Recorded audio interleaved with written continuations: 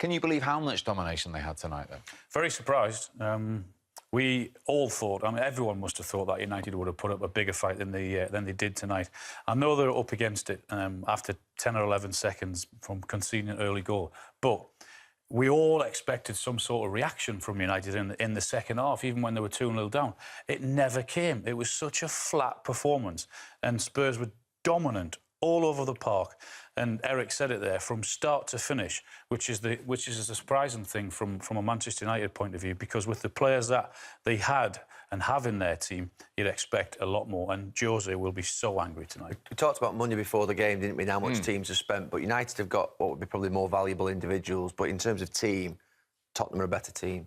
Even though United at the moment have got more points, Tottenham as a team, you see patterns that are repeated, you see things that you see time and time again. With United at the moment, it is still moments that they're living off, you know, and there's no real sort of what would be cohesion between them. Obviously, a lot of players coming together. Sanchez starts tonight, but there's no rhythm yet in United. Sort of, you know, Jose still, the team are getting better. I think they are, but tonight it was a step backwards. They were beaten by a better team. Were you ever caught so cold in your career like this? Yeah, I mean, Tottenham said about a quick start, and, you know, we looked at this, obviously, at half-time, but, you know, for me, United expected it, and the reason we know they expected it is, you look at Matic's position there. The reason he's 40 yards behind Paul Pogba in central midfield is he knows that that ball's going to go long.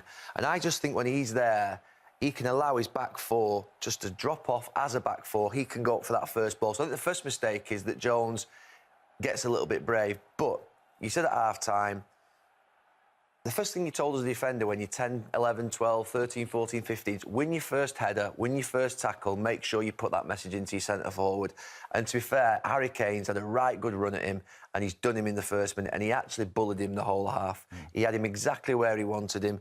If we play it on, then you say, well, there's no way that Dele Alli from that flick on can get across Chris Smalling. That space is Chris Smalling's. As a defender, you have got to make sure that that space is yours, and we'll see it better from another angle in a minute, but Dele Alli gets across him, and from that moment on, I have to say, I think I've said it at half-time, it's a difficult one for Ashley Young. It's so close to goal. He should have been further in, there's no doubt, but for me, you see Matic's position, and you'll see it better on this last angle. There's a little bit of good fortune, but then when you're so deep in your goal and you don't do your job, but it's this angle here now, there, just take it back a touch.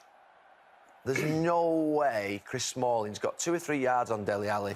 There is no way he can get that ball in there. Absolutely no way. I think also from a Manchester United point of view, we know, because what Tottenham have done over the last 3 games is exactly that. So, Man United sat in the dressing room before they're coming out. You can bet anything you want. Jose is saying to them, we know what's happening. This is the positions we're in. You go and win that first ball. If you don't win the second one, everyone get compact and tight together just in case Harry Kane flicks it on. It's as if they took them by surprise and haven't even spoken about it because of their positional sense. And they don't even smell danger from anywhere. It's just staggering, knowing that that ball is coming at them anyway. I think, as a coach, one thing we do know is from the signals of Matic dropping off, the coach has probably done his job and told them it's coming. But they've not done the job they've not executed it out on the pitch. Like I said, the person who's most culpable on this goal is definitely Chris Smalling. Look, you can lose a header. You can lose a header, but you cannot lose that space there. You cannot. And as soon as he loses that space, I think I said at half-time, you're in the lap of the gods. So easy, so easy. I mean, a long ball from Tottenham, 70 yards up the pitch, a flick on, and 2 seconds later, it's in the back of the net. Far, far too easy from a Manchester United point of view. Yeah. He said there about the quickest goals in the Premier League. You're making all the headlines tonight, Al, because you had the second. Back to 2003, St James's Park, Newcastle against Manchester City. We were reliably informed it was Carlo Nash in goal, but you're telling us you didn't have the kick-off. No, we didn't. They went, had a pass or two and then went straight back to the goalkeeper. And believe it or not, I actually got from the halfway line to close the keeper down within the 10 seconds. So maybe I was a bit quicker than I thought I was, and then went to close it down and hit my leg and fluke and went in the back of the net. So I remember it well. Yeah, so we didn't quite beat your second goal tonight. No. And in terms of the second goal this evening, Phil Jones unfortunate? They've had no.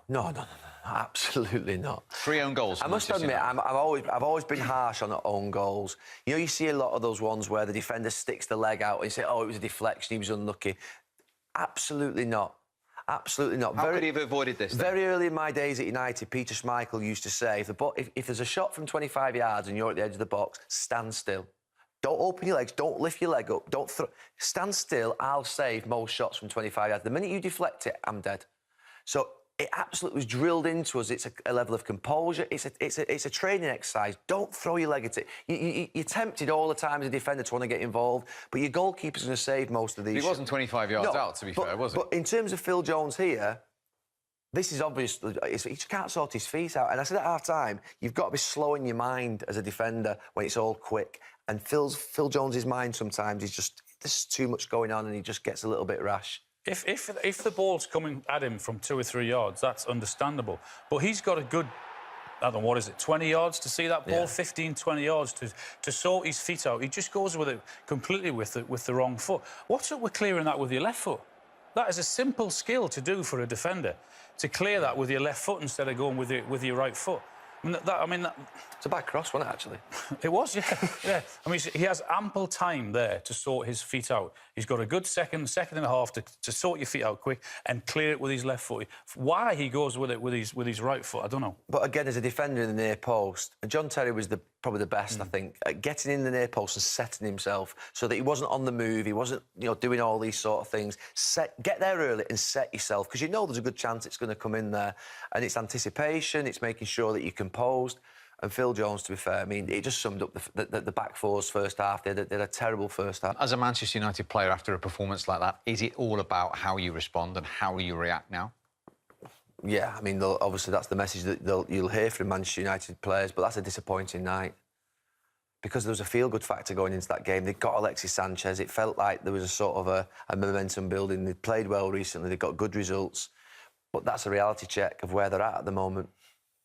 Would you go along with that? Yeah, I mean, I think what would disappoint Jose more than anything is that after that start, the lack of reaction, the lack of fight, the lack of attitude there was, and I know it's all right him saying, well, Tottenham are 2-0 up, and they play the way they can, but they still created a good 4 or 5 really good chances in that second half. And other than a Lukaku effort that Lloris saved, there was nothing from them at all. So flat. And I know it's difficult because you're 2-0 down.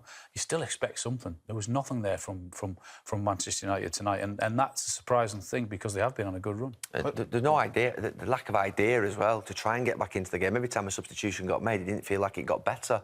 Felt like Tottenham got stronger during the second half. There wasn't...